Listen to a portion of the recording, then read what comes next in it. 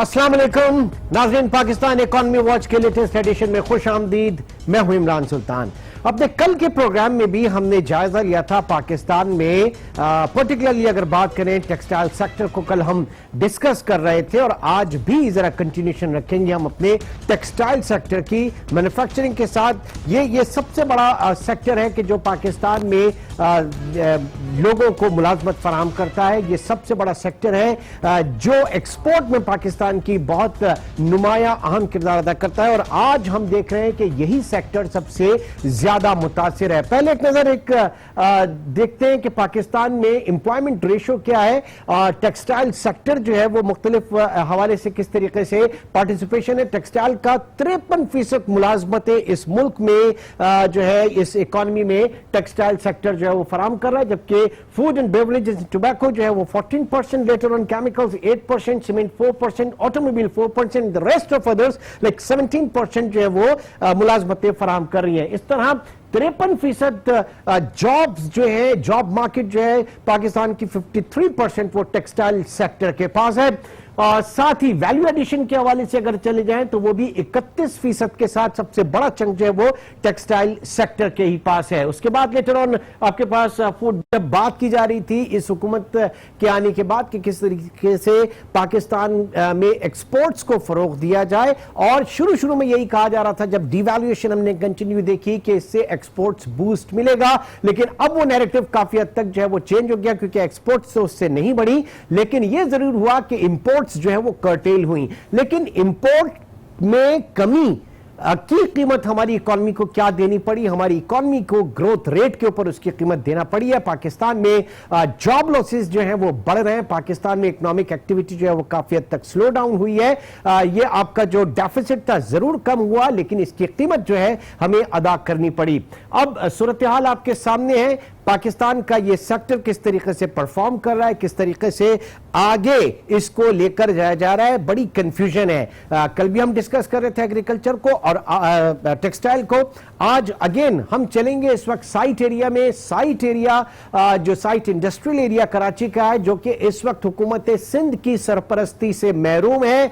जा बजा वहां पे सड़कें टूट फूट का शिकार है और समझ में नहीं आ रहा कि हुकूमत की, चाहे वो विफाकी हुकूमत हो या सूबाई हुकूमत हो, इसकी प्रायोरिटीज क्या है। चलते हैं एक ब्रेक की तरफ और ब्रेक के बाद आपसे मुलाकात होगी डायमंड इंडस्ट्री में, जो कि टेक्सटाइल का एक बहुत बड़ा इदारा है, जुबैर मोतीवाला से हम वहां पर मुलाकात करेंगे। छोटे से ब्रेक के बाद दोबारा मिलते हैं। Welcome back. हम इस वक्त मौजूद हैं जुबैर मोतीवाला साहब के ऑफिस में। जुबैर मोतीवाला साहब जो है वो पाकिस्तान के एक बड़े textile exporter and he had been chairman Sindh board of investment. बहुत बहुत शुक्रिया जुबैर साहब में ज्वाइन करने का।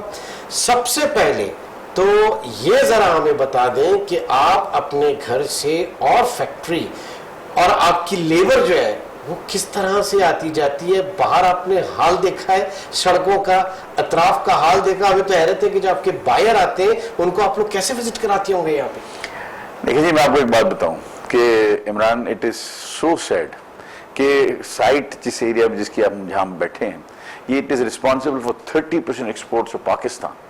इतना बड़ा ये, इतना, और दिस इज द एरिया जिसकी सबसे पहली इंडस्ट्री पाकिस्तान की 1948 में कायद आजम मोहम्मद अली जिन्ना ने यहाँ से चंद कदम दूर जहाँ बैठे हैं, इसके पीछे ही जो ये आपकी वली का टेक्सटाइल मिल का संग बुनियाद रखा था, ये वो जगह है। और आज उसका ये हाल है कि आप यकीन रखें कि हम अपनी फैक्ट्री पे आना होता है तो कहते हैं यार 2 काम करके फिर ही चले जाएंगे, वरना 2 दफा निकलना पड़ेगा। और जहां तक आप बायर की बात करते हैं, हम यहाँ लाते ही नहीं बायर्स को। हम कोशिश ये करते हैं कि या तो हम किसी इनकी जहाँ होटल में उतरे वहीं सारे चले जाएं, या पहले एक जमाना था जब हमें बड़ा दुख होता था जब वो कहते हैं कि हम दुबई आए हैं, आप यहाँ आ जाओ सैंपल लेके। हम कहते थे हमारे मुल्क में कोई नहीं आता। अब अगर कोई बाहर हमें ये कहता है कि दुबई आ जाओ, बड़े खुश होते हैं कि यार चलो यार दुबई, यहाँ तो नहीं आना पड़ेगा। इतना खराब इंफ्रास्ट्रक्चर, इतने खराब रोड, रास्ते, सीवरेज सिस्टम, एक्चुअली जिसको कहते हैं ना अंग्रेजी में, that civic communities are broken down. They are really broken down inside. नहीं तो आपकी association Karachi chamber of commerce की आप साइट एसोसिएशन, इतनी बड़ी एसोसिएशन, हम बोर्ड के मेंबर हैं। तो फिर साइट लिमिटेड जो इस इलाके को रन करता है, उसका मैं बोर्ड मेंबर हूं और हमारे 7 और डायरेक्टर्स हैं जो कि प्राइवेट सेक्टर के साइट एरिया के हैं, वो हम उसके मेंबर्स हैं। प्रॉब्लम ये है कि सिंध गवर्नमेंट जो है they don't pay heed to it. 6-6 महीने तक बोर्ड की मीटिंग्स नहीं होती, जितना भी आप ऑब्जेक्शंस कर लें वो आगे बढ़ते ही नहीं है। और प्रॉब्लम ये है कि पॉलिटिकल जो भर्तियां हुई इसमें साइट लिमिटेड का बेड़ा गर्क हो गया। प्रॉब्लम ये कि उनके 670% आपका आज जो कलेक्शंस हैं, जो लेवीज हैं, जो यहाँ जो कि दूसरे इलाकों से वैसे ही ज्यादा हैं, वो खर्च हो जाती हैं सिर्फ सैलरीज में। इसके बाद हमारा पेंशन रह जाता है, बहुत सारे प्रोविडेंट फंड रह जाते हैं, मेडिकल रह जाता है, हमारे पास कोई पैसा नहीं है जिससे हम कोई रोड रास्ता बनाएं। एक दफा जब मैं था BOI का चेयरमैन तो मैं उस वक्त CM को यहाँ लाया था, उनसे 25 करोड़ रुपए लिए थे और हमने कोई 2-3 मेन आर्टरीज को हमने बनाया था। उसके बाद कुछ भी नहीं हुआ। हमने मुराद अली शाह साहब को कई दफा कहा, आज फिर आपके तवज्जो से कहता हूं ओनरशिप नहीं है। ठीक है, आगे बढ़ते हैं। बाइफरकेट कीजिएगा, महंगाई जो बढ़ी, डॉलर रुपये पैरिटी डॉलर 165 से घूम के 150-56 के ऊपर 56 पे मौजूद है और आप लोगों ने उसको डाइजेस्ट भी कर लिया 156 पे। कितनी महंगाई बढ़ी है जरा बताएं, कितने परसेंट इनपुट कॉस्ट बढ़ी है, आपके जो यूटिलिटी बिल्स हैं इनमें कितना इजाफा? देखिए, आप जो बात करें महंगाई बढ़ने वाली, अगर आम आदमी की तो आप तो सड़क पे खड़े हो जाएं और आप उनसे पूछ लें किसी भी एक आदमी से गुजरते हुए तो आपको सारी रुदात मिल जाएगी। इंतहाई खराब कसम पुरसी का मकाम है, इतना प्रॉब्लम है कि कोई हिसाब ही नहीं। लेकिन आज अगर हम टेक्सटाइल के यहाँ बैठे हैं, टेक्सटाइल की बात करते हैं, देखें हमारा जो कॉस्ट बढ़ी है वो 22 से 23% बढ़ी, जब वो गैस का 31% आपका जो है ना वो बिल बढ़ गया, टैरिफ बढ़ गया, इलेक्ट्रिसिटी का टैरिफ बढ़ गया, फिर डॉलर रुपी पैरिटी की वजह से 32% का फर्क आया हमारे रॉ मटेरियल की इंपोर्ट में। Dyes and chemical are the basic raw material for this, इसी से हम डाई और प्रिंट करते हैं, यही हमारा काम है। तो अगर वहां ये बढ़ गया तो इसका ओवरऑल इम्पैक्ट जो है वो 22 से 23% वो आया, प्लस 17% सेल्स टैक्स लगा, प्लस 3% फर्दर टैक्स लगा। और तुर्रा ये कि अगर आप 40, 42, 44% ओवरनाइट किसी चीज के ऊपर आप फ्रंट लोडिंग उसी कर दें तो आप समझ सकते हैं कि क्या होगा। जो अभी हो रहा है वो तो हमें नजर ही आ रहा था कि देखें जी, बाइंग पावर आपने क्या 43% तनख्वाहें बढ़ा दी हैं सरकारी मुलाजमीन की, या किसी प्राइवेट सेक्टर की क्या 43%, 45% तनख्वाहें बढ़ी हैं? क्या रोटी कभी आपने सुना कि कोई 20 रुपए की भी हो सकती है? तो ये जो ना, ये सारी चीजें यानी चारों तरफ से एक महंगाई का प्रॉब्लम आया। इसमें टेक्सटाइल का जो वो हिस्सा जो लोकल को कैटर करता है वो बिल्कुल पिस गया है। ठीक, किधर गया आपका वो GSP प्लस स्टेटस? बड़ा जब वो मिला था तो हम खुश हो रहे थे, आज क्या है? आज तो एक लायबिलिटी बन गया हमारे ऊपर वो। नहीं जी, बिल्कुल GSP प्लस अगर नहीं होता, मैं आपको बताऊं, बिल्कुल लायबिलिटी नहीं है। GSP plus is an asset. हम उसको यूटिलाइज इसलिए नहीं कर पा रहे कि हमारे पास एक्सपोर्ट सरप्लस नहीं है। अगर एक्सपोर्ट सरप्लस जब तक क्रिएट नहीं करेंगे, जब तक हम एक्सपोर्ट बढ़ाने के लिए क्या चाहिए, आप अगर GSP प्लस के अंदर आपको अगर जीरो ड्यूटी एक्सेस है यूरोपियन कंट्रीज में, तो आज आप अगर 5000 पतलूने एक्सपोर्ट कर रहे हैं तो कल आपने 10,000 करनी, फिर 15,000 करनी। अब टू क्रिएट दिस स्पेस आप सब नेगेटिव स्टेप्स आप लेते हुए जा रहे हैं। इन्वेस्टमेंट को जो रिटार्ड करते हैं वो वाले स्टेप्स आप लेते इसका मतलब ये है कि वो डाइल्यूट हो गया ना, वो खत्म हो गया, निगेट हो गया वो जो हमें मिलना। अगर ये नहीं होता तो इससे भी बहुत ज्यादा बुरा हाल होता, इससे भी ज्यादा बुरा हाल होता। अच्छा, पॉलिसी रेट 13.25% के ऊपर वायबल है? आप अगर सोचें कि आप अपने प्लांट को एक्सपेंशन की तरफ जाएं, प्लांट को लेके, मुमकिन है? आप ये मुझे बताएं, वो जो मैंने सारी चीजें बताई 45% में ये रह गया था, वो दैट इंक्लूड्स इट्स। तो जब आप ये 13.25% का मतलब ये होता है, depending on party to party, ये 15 से 16% का इंटरेस्ट फाइनेंशियल कॉस्ट है। ये किसी सूरत में एब्जॉर्ब हो ही नहीं सकती। इस सूरत में सिर्फ टेक्सटाइल नहीं, हम हर एक से मिलते हैं। मैं हर एक की तर्जुमानी करते हुए मैं आपसे कहता हूं कि कोई सेक्टर इस वक्त वायबल नहीं है। आप ये देखें कि इंडस मोटर सिर्फ 6 महीने पहले की अगर आप याद करें बात को, तो हमको अली को फोन करना पड़ता था, एक गाड़ी निकाल दो यार, और ब्लैक चलता था, और टोयोटा कोरोला जो है वो ब्लैक में बिकती थी, फॉर्च्यूनर मिलती नहीं थी, यही पोजीशन थी जी। वही कारखाना जो साल के 10-12 अरब रुपए कमाता था आज बंद है, बंद कर दिया। आप मुझे बताएं इससे ज्यादा क्या खराब होगा? होंडा ने 2 दिन ले ऑफ किया है और उन्होंने कहा है कि हम भी जो है इसको बंद कर देंगे। कितनी गाड़ियां संभालेंगे, कहां रखेंगे? तो ये प्रोडक्शन बिकती नहीं गाड़ी। तो यही हाल तमाम कमोडिटीज का है। गवर्नमेंट को मतलब ये इसमें ऐसी कोई बात नहीं, जब इस तरह के हालात हों तो मुझे एक बात समझ में नहीं आती इमरान, वैसे मैं आपको बताऊं, वो बड़ी मुझे अजीब लगती है, और मैं जब जितना सोचता हूं मुझे उसका जवाब कहीं मिलता नहीं। मैं अपने आप से, शायद आप दे दें, मैं आपसे चाहूंगा। बात यह कि जब ये सारी चीजें होती, मैं और बाब इख्तियार में से अगर हूं तो मैं उसका कोई रास्ता ढूंढूंगा ना। अब है एक चीज अगर हो गई है तो उसके करेक्शन में, देखिए वही तलाश करते हुए तो हम यहाँ पर आए। देखिए हुकूमत के जहन में है क्या आखिर, उनके माइंड में क्या है? क्योंकि वो पहले बात हो रही थी डॉलर को आप महंगा करेंगे तो फिर आपकी एक्सपोर्ट्स बढ़ेंगी। अब अल्लाह अल्लाह करके वो राग जो है वो बंद हो गया। अब सिर्फ ये है कि डॉलर को महंगा करने से आपने इंपोर्ट को कर्टेल किया और वो दूसरे एंगल से उसको देखा जा रहा है। देखिए बात ये है कि आपने ये जो अब जो क्लेम कर रहे हैं कि हमने करंट अकाउंट डेफिसिट को कम कर दिया, बिल्कुल कम हो गया।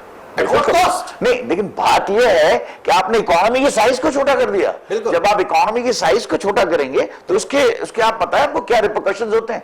ये रोजगारी, बेरोजगारी, लॉ एंड ऑर्डर, फंडामेंटल, सारा उसी का है। जब खाली पेट से कोई नहीं रह सकता। ठीक है, 17% जीएसटी ऑन डोमेस्टिक सेल, बड़ा इसके ऊपर बात की जा रही है। आप लोग बहुत इसके ऊपर शोर मचा रहे हैं कि आपकी लिक्विडिटी जो है वो चोक हो गई है। और बात ये कि क्या 100% तो आप एक्सपोर्ट नहीं करते ना, डोमेस्टिक भी आपके 18 करोड़ 20 करोड़ पाकिस्तानी कपड़े पहन ही रहे, तो लोकल सेल्स के ऊपर तो टैक्स देना चाहिए। फिर प्रॉब्लम क्या है? देखिए ये लोकल सेल्स के ऊपर टैक्स देने में कोई प्रॉब्लम नहीं। जो रेट है ना 17%, वो अफोर्डेबल की बात नहीं है, वो वायबल ही नहीं है। अब अफोर्डेबल और वायबल में बहुत बड़ा फर्क है। वायबल इस लिहाज से नहीं है कि Pakistan is vulnerable to smuggling, Pakistan is vulnerable because of Afghan transit trade. हम ये बात भूल जाते हैं कि अफगानिस्तान के पिछले साल 94,000 कंटेनर हमने हैंडल किए हैं और हमने as a transit, as a provider to a land lock country, हमने उनके कंट्री में भेजे, वो वहां से रिफ्लक्स होके वापस आते हैं। तो यहाँ अब आप जहां, मैं अगर यहाँ से कोई प्रोडक्ट बनाता हूं और उसके ऊपर 17% सेल्स टैक्स देता हूं और वहां से जो प्रोडक्ट आता है वो 0 रेट से आता है और वहां से चक्कर लगा के वापस आके मेरे यहाँ बिकता है, तो मैं कॉम्पीट कर सकता हूं। हमारे को डर ये है कि ये इंडस्ट्री बहुत बड़ा इसको डेंट पड़ जाएगा। स्मगलिंग, अंडर इनवॉइसिंग, ये सारी चीजें जो है ना, सारे जो अनस्क्रूपुलस लोग हैं वो प्ले में आ जाएंगे क्योंकि वायबल हो गए ना।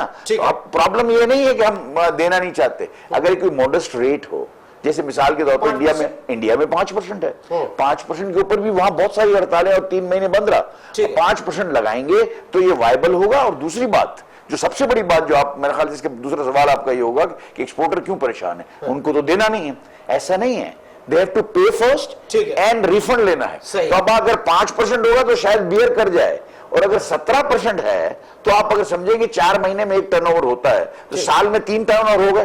तो आप मुझे बताएं 52% मेरी कैपिटल जो है वो फंस जाए, वो भी टेक्सटाइल। एक बात समझ में गवर्नमेंट की नहीं आती कि टेक्सटाइल के अंदर इतने नफे नहीं होते। एब्सोल्यूट टर्म्स में नफा है कि मुझे जो है ना, मैंने 5 करोड़ रुपए कमाया, लेकिन जब आप उसको ऑन परसेंटेज बेसिस पे देखते हैं, ऑन अ कमोडिटी जैसे पर मीटर देखते हैं, 1 मीटर पे कितने मीटर मैंने एक्सपोर्ट किए, तो इसकी डेफिनेशन है टेक्सटाइल की। किसी से पूछना है, textile is a business of higher volumes and low profit. हम वॉल्यूम हमारा बहुत बड़ा होता है लेकिन प्रॉफिट्स परसेंटेज में हाई होते हैं। 17% प्लीज है वो। जनाब रिफंड्स की आपने बात की, रिफंड्स मेरे ख्याल से 200-250 और अब जो फंसे हुए और दूसरे भी ये रिफंड के ऊपर डाल दिया ना, आपके प्रोमिसरी नोट्स वगैरह असद उमर ने कह दे कि वो बॉन्ड होंगे और आप उनको इन कैश कर सकेंगे, आप उनको प्लेज कर सकेंगे, कुछ है उन ग्राउंड्स? देखिए जी, अभी तक कोई तरीकाकार वजह नहीं किया। जो बॉन्ड हमारे को जरूर मिले, असद उमर साहब ने जो बात की, असद उमर ने काम किया, देखिए मैं आपको बताऊं ऐसी बात नहीं है। जो किया जिसने, और जिसने हमारे को रिस्पांस भी दिया और समझा भी बात को। आप समझते हैं उनको काम करने दिया जाना चाहिए था? मैं समझता हूं कि एक बंदा अभी आया है, उसको चांस देना चाहिए था। लेकिन हफीज शेख को भी बहुत पुराना जानते हैं। वो बात ये है कि पॉलिसी होती है as a government whole, government की यानी प्राइम मिनिस्टर की पॉलिसीज होती हैं। अब आप मुझे बताएं कि ये अगर आप असद उमर की आपने बॉन्ड दे दी, ये हमने आपको बॉन्ड दे दी, अगर आपने बॉन्ड दे दी है तो आपने अभी तक उसका इंटरेस्ट रेट ही फाइनल नहीं किया। अगर 10% का इंटरेस्ट रेट होगा, कौन सा बैंक आपको इनकैश करके देगा? जबकि आपके जो पॉलिसी रेट है वो 13.25% है, तो कैसे आपको होगा? फिर इसके बाद इसकी क्या कंडीशंस होंगी, कैसे इनकैश होगा, किन लाइबिलिटीज के खिलाफ इसको हम इनकैश कर सकेंगे? गवर्नमेंट लाइबिलिटीज में कौन सी लाइबिलिटी? हम गैस के बिल के केस में कर सकते हैं, हम उसकी किस तरह से कर सकते हैं? सारी चीजें जो है ना, कोई किसी तरह से भी कोई डिफाइंड नहीं है। जरूर आया है हमारे पास एक पर्चा आया है, वो बॉन्ड भी हमने नहीं देखे, वो एससीसीपी में पड़े हैं। अच्छा। एससीसीपी में जो, हाँ भाई आपके नाम ने अकाउंट खोल दिया एससीसीपी में, वो अकाउंट खुल गया सीडीसी का और हमारे बॉन्ड वहां पड़े हैं, हमें कुछ नहीं पता कि क्या होगा। और मैंने यही कहा था इमरान खान साहब को कि सर ये आए हैं कि मैं आपसे टैक्स लेना चाहता हूं। मैं कहता हूं जी कोई बात नहीं, अब अगर मेरे पास कोई आता है कपड़ा लेने के लिए, तो मैं उससे, मुझे कहता है मुझे कपड़ा 1 लाख मीटर और चाहिए, तो मैं कहता हूँ भाई पिछला भाई का हिसाब ले आए, तो पता चलता है पिछले हिसाब में तो इनके जो है ना 20 लाख रुपए मेरी इनके निकलते हैं हमारे इनकी तरफ, तो मैं कहता हूँ भाई पहले 20 लाख रुपए दे दो, फिर हम नई इंशाल्लाह आपको माल और देंगे। आप पुराने पैसे दिए नहीं है, ना दे सकते हैं। हम अप्रिशिएट करते हैं इस बात को कि गवर्नमेंट के पास इस वक्त फंड्स का प्रॉब्लम है। अगर आपके पास फंड्स का प्रॉब्लम है और अगर आपने एक्सपोर्टर के पैसे रख के उस फंड के प्रॉब्लम को रिजॉल्व करना है, तो मेरे ख्याल है ये मुनासिब नहीं होगा। दूसरी बात ये कि जब आप नए लेने आए तो हमको कैसे भरोसा आएगा, उन्होंने कहा जी नहीं होगा, फिर फॉर्म H आया, फिर कोई नया फॉर्म आया, ये 72 घंटे में दे देंगे। फिर कराची में FBR के अरबाब इख्तियार आए थे और सारे एक्सपोर्टरों से मिले, एक्सपोर्टर ने पूछा, उन्होंने बोला हम आपको दे देंगे जी, कुछ परसेंटेज हम रखेंगे। उन्होंने बोला कितनी परसेंट आप रखेंगे, बोले नहीं कुछ रख लेंगे। कितना रखेंगे, उन्होंने बहुत अलिफ लैला की तरह सवाल जवाब घुमा फिरा के किए, आखिर में उन्होंने कहा ये हम आपको नहीं बताएंगे हम कितना परसेंट। तो शब्बर साहब का कहना है कि पैसे वैसे नहीं है उनके पास। जी बिल्कुल, अब वो पैसे कहां गए जो हमारे गए। अब यही हम कह रहे थे, हम यही कह रहे थे इस गवर्नमेंट को, बजट से पहले भी और बजट के बाद भी। मैंने ये कहा कि आपके पास आप ये हमारे 650 से 750 अरब रुपए स्टकअप हो जाएगा, आप ये जुल्म न करें। एक्सपोर्ट के अंदर बड़े तो शायद सरवाइव कर जाएं रिफाइनेंस के पैसों से, LTF की लोन्स उनके पास होती हैं, फिर ये पॉलिसी रेट तो अब तो बहुत बढ़ गया, उनके लिए भी बहुत मुश्किल हो गया, लेकिन छोटे वाइप ऑफ हो जाएंगे। तो अगर जहां मुझे लगता है कि आज नहीं आया तो अगले महीने तक आ जाएगा, इससे अगले महीने तक तो डेफिनेट आ जाएगा, और मुझे लगता है कि अल्लाह ना करे बहुत बुरा हाल होगा। Okay, last but not the least, ID card का मसला इस वक्त बड़ा परेशान है सर। CNIC के मसले में मैं क्या बात करूं, मैं आपको ये कहूं कि भाई CNIC ले लें आप उनसे। अब आप इस वक्त मेरा इंटरव्यू लेने आए हैं, आपसे मैं ये कहूं कि नहीं मैं आपका इंटरव्यू लूंगा, तो ये हो सकता है? ये तो नहीं हो सकता ना भाई। तो अब बात ये है कि अरबाब इख्तियार आप, सरकार आप पावर आपके पास, मैं तो रजिस्टर्ड हूं, मैं का मतलब मैन्युफैक्चरर्स, मैन्युफैक्चरर्स सारे आज से रजिस्टर नहीं है, डे 1 से हम रजिस्टर्ड है, जब 89 में सेल्स टैक्स आया था। लेकिन तो आप बेचेंगे, अब वो कहते हैं कि उनसे आप CNIC लो। भाई मुझे समझाओ तो सही कि मैं क्या, मेरे पास कोई पुलिस पावर्स हैं, मेरे पास कुछ और है, मैं कैसे उसको, वो कहता है मैंने काम ही नहीं करना। आज दुकानदार ये कहता है कि क्या हम 2 महीने बंद कर देंगे, हमारे 4 आदमी हैं उनको भी तनख्वाह दे देंगे, हमने कमाया हुआ, आप क्या करोगे? मैन्युफैक्चरिंग सेक्टर 1 दिन 1 घंटा बंद नहीं कर सकता, हम क्या करेंगे? CNIC में जरूरी है कि वो कॉपी उसकी लेंगे। बाद में ये हुआ तो कि नहीं आपने आईडी कार्ड नंबर खाली नोट करके रख लेना है, लेकिन साल बाद अगर वहां पे ऑडिट होता है और नंबर गलत निकलता है, वो तो फिर आप फंसेंगे। नहीं, उसमें उन्होंने ये कहा है कि हम आपने गुड फेथ में दिया है।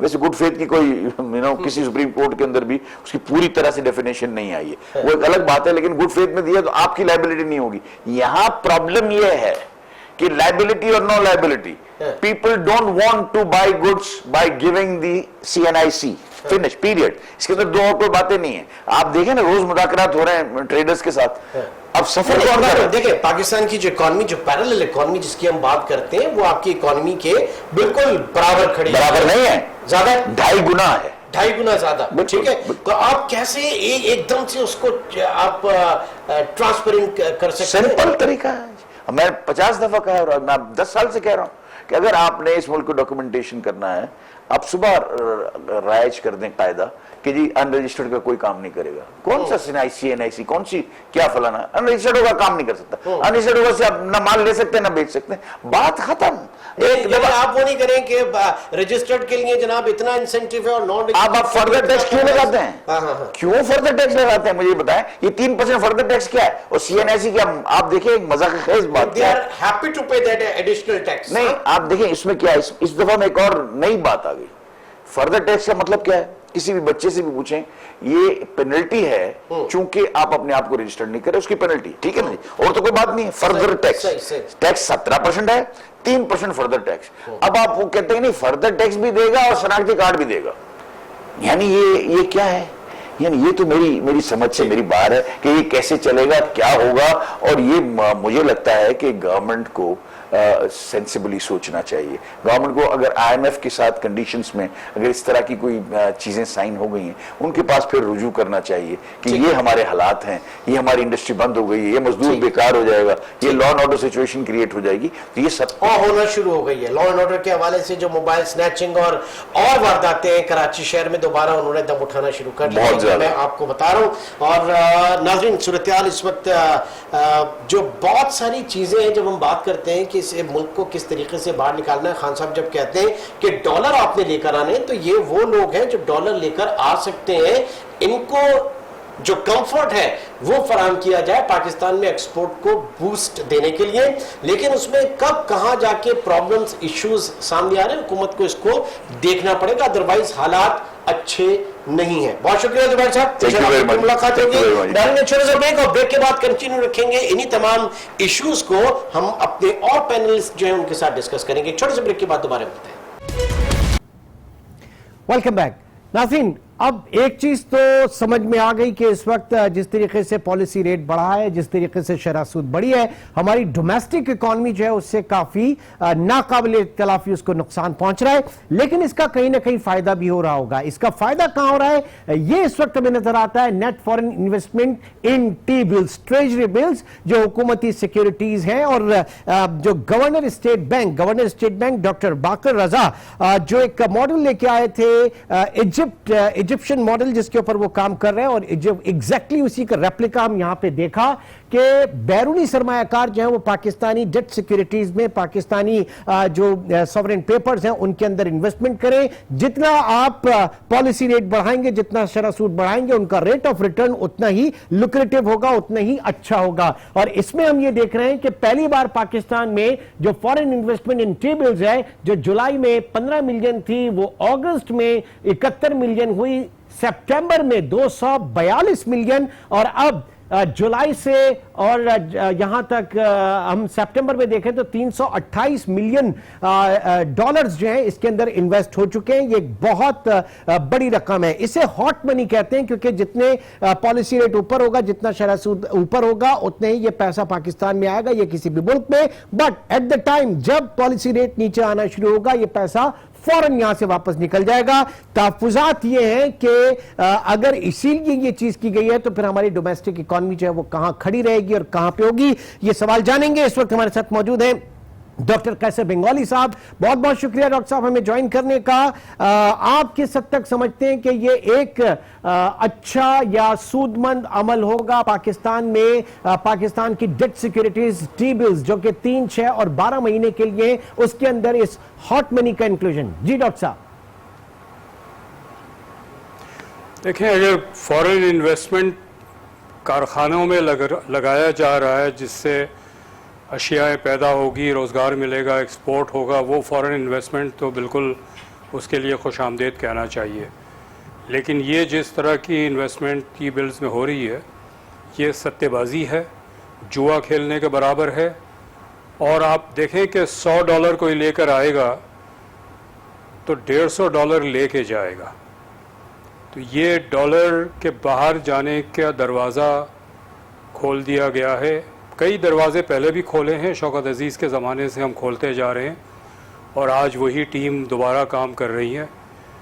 मैं पहले भी कहता रहा हूँ कि इस वक्त जो इकनॉमिक पॉलिसी की टीम है, चाहे वो स्टेट बैंक में हो, फाइनेंस मिनिस्ट्री में हो, ये गैर मुल्की मफादात के बिहाफ पे काम कर रही है और गैर मुल्की मफादात को फ़ायदा पहुँचाने के लिए पॉलिसीज़ बना रही है। डॉक्टर साहब, इस वक्त ये जो डिमांड कंप्रेशन की जो पॉलिसी, जिसमें हम कह रहे हैं कि हमारा जो इंपोर्ट है वो कम हुआ और बहुत ज़बरदस्त किस्म का कम हुआ, कुछ फिगर्स हैं इस वक्त जो सूरत हाल है कि जनवरी तक अगस्त आपकी पेट्रोलियम अशिया की मांग में 15% कमी हुई, कारों की फरोख्त में 41% कमी हुई, सीमेंट की फरोख्त में 6% कमी हुई। जुलाई में LSM ग्रोथ जो है वो 3% गिर गई।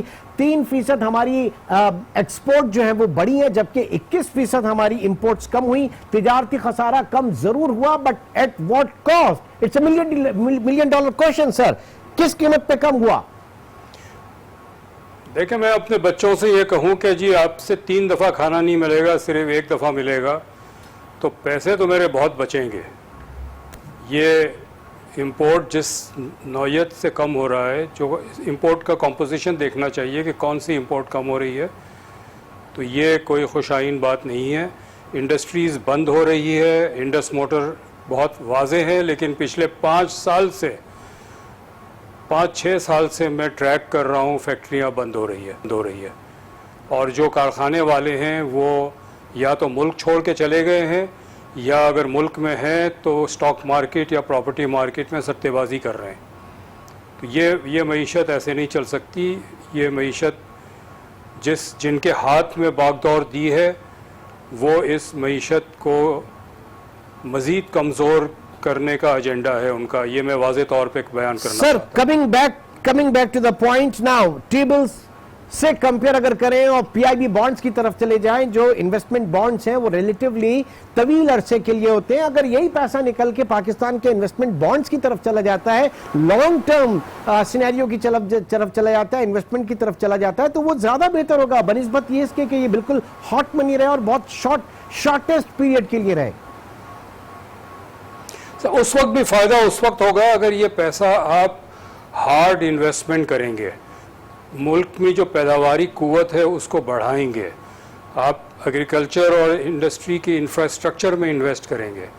आपने सिर्फ ये जो इस वक्त फॉरेन एक्सचेंज आ रहा है उसको सिर्फ आप पुराने कर्ज़ों की अदायगी के लिए इस्तेमाल करेंगे तो इसका कोई फ़ायदा नहीं। ठीक, अच्छा, और दूसरा डॉक्टर साहब, कुछ और जो नंबर्स हैं, हमारी जो रेमिटेंसेस हैं 8% उसमें कमी हुई है, और जो फॉरेन इन्वेस्टमेंट है पाकिस्तान में उसमें 60% कमी हुई है, वो 60% कम हो गई है। तो ये डिमांड कंप्रेशन की जो पॉलिसी है या डिस्काउंट रेट को बढ़ाकर और महंगाई को कम करने का फॉर्मूला, आप समझ रहे हैं कि ये गलत डायरेक्शन में इस वक्त हमें? देखिए, इंटरेस्ट रेट, अगर इन्फ्लेशन बहुत ज़्यादा हो तो इंटरेस्ट रेट बढ़ाया जाता है, लेकिन पाकिस्तान में इन्फ्लेशन को इतना ज़्यादा नहीं था कि इस हद तक आपको पॉलिसी रेट बढ़ाने की ज़रूरत थी। आपने शुरू में जो सवाल किया वो बिल्कुल सही था। इंटरेस्ट रेट बढ़ाने का जो मकसद है वो इन्फ्लेशन कंट्रोल करना नहीं है, वो गैर मुल्की फाइनेंशियल सेक्टर्स जो हैं, जो जुआरी है बैनुल अक़वामी जो पैसों से खेलते हैं, ये उनको फ़ायदा पहुंचाने के लिए पॉलिसी रेट बढ़ाया गया है। अब क्या होगा सर इन हालात में? आगे किस तरीके से बात चलेगी? जाहिर है कि इकॉनमी है, मुल्क को आगे लेके चलना है, पॉलिसीज आप क्या सजेस्ट करेंगे, क्या होना चाहिए? आईएमएफ से हमारी जो बातें हुई है, जो चीजें हम उनसे हमें प्रोग्राम हमने तय किया है, उसमें कहां पे गुंजाइश निकलती है रीनेगोशिएट की? देखिए, आईएमएफ के साथ बहुत सारे मुल्क हैं जो अग्रीमेंट करते हैं, लेकिन अपनी पॉलिसी मेकिंग जो इदारे हैं वो आईएमएफ के हवाले नहीं करते। हमने तो उनके हवाले कर दिया, और ये हमारी हुकूमत को जवाबदेह नहीं है। ये अपनी मर्जी से फैसला करते हैं। अगर हुकूमत कोई फैसला करती है तो ये उसे रिवर्स करवा देते हैं। 2-3 ऐसे मौके हमने देखे हैं पिछले दिनों में, हुकूमत के फैसले रिवर्स करवा देते हैं। अच्छा, व्हाट अबाउट एफबीआर? जो एफबीआर कलेक्शन है, आज बड़ा एक शबर जैदी साहब का जो है वो ट्वीट भी आपने यकीनन पढ़ा होगा, 90% जो है वो अप टू मार्क पहुंच चुके हैं परफॉर्मेंस के हवाले से। एक जानिब लोग कह रहे हैं कि टैक्सेशन जो है वो बहुत ज्यादा सख्त है, पता नहीं चल रहा है इस वक्त के किस तरीके से टैक्स दिया जाए, कारोबार करने के लिए टैक्स दिया जाए या टैक्स देने के लिए कारोबार किया जाए, समझ में नहीं आ रहा है। फिर ये नंबर्स तो बड़ी अच्छे आ रहे हैं फिर एफबीआर की जानिब से। पहली बात तो ये है कि कारोबार चलेगा तो टैक्स मिलेंगे। टैक्स का इन्हिसार कारोबार से है, कारोबार का इन्हिसार टैक्स से नहीं है। दूसरी बात यह है कि इस मईशत में, पाकिस्तान की मईशत में सिर्फ आज नहीं, पिछले 5-10 साल से, 15 साल से मज़ीद टैक्स देने की गुंजाइश नहीं है। मईशत बहुत कमज़ोर है। जो प्रोडक्टिव सेक्टर्स हैं, ख़ास तौर पे एग्रीकल्चर और इंडस्ट्री, ये बहुत कमज़ोर हो चुकी है। पिछले 25-30 साल की पॉलिसीज़ की वजह से टैक्स मज़ीद देने की गुंजाइश नहीं है। पाकिस्तान का जो हल है फिस्कल क्राइसिस को हल करने का जो तरीका है वो अखराजात कम करना है, गैर तरक्याती अखराजात, जिसमें दिफा भी शामिल है। इसको कम किए बगैर, और मैं जो मेरी कैलकुलेशंस हैं, कम से कम 20% कमी करनी है सिविल गवर्नमेंट के एक्सपेंडिचर में और दिफा में। ये इसके बगैर मईशत संभल नहीं सकती। लेकिन सर ऑस्टेरिटी की बात तो बहुत होती है कि ऑस्टेरिटी के लिए मेजर्स वगैरह लिए गए। आप समझते हैं कि कहीं पे कुछ इस तरह का ऑन ग्राउंड आपको देखने को मिला हो आपकी ऑब्जर्वेशन में? जी, वजीर आजम हाउस में भैंसे बेच दिए, बहुत ऑस्टेरिटी की गई है। What about other expenditure sir, जो तरक्याती गैर तरक्याती अखराजात के हवाले से? बात यह है कि एक हमारे यहाँ 42 डिविजन्स हैं इस्लामाबाद में। एक डिवीज़न है नेशनल हारमनी, एक डिवीज़न है नेशनल रेगुलेशन, एक डिवीज़न है नेशनल हेरिटेज, कोस्ट गार्ड है जो समंदर को देखता है, और साथ साथ एक मैरीटाइम सिक्योरिटी एजेंसी भी बना दी है। एक ही काम दो इदारे कर रहे हैं। पोस्ट ऑफिस में एक डायरेक्टर जनरल होता था और एक एडिशनल डायरेक्टर जनरल होता था, अब 9 एडिशनल डायरेक्टर जनरल है। पोस्ट ऑफिस कम्युनिकेशन का हिस्सा होता था, अब उसको एक अलग डिवीजन बना दिया। अखराजात बढ़ाते चले गए आप। फौज के भी अखराजात बढ़ते चले गए जो गैर, जिसका जंग से कोई ताल्लुक नहीं है। ठीक है, मैं नॉन कॉम्बैट एक्सपेंडिचर की बात कर रहा हूं। आगे बढ़ते हैं। सूरत हाल इस वक्त यह है कि इससे निकला कैसे जाएगा, क्या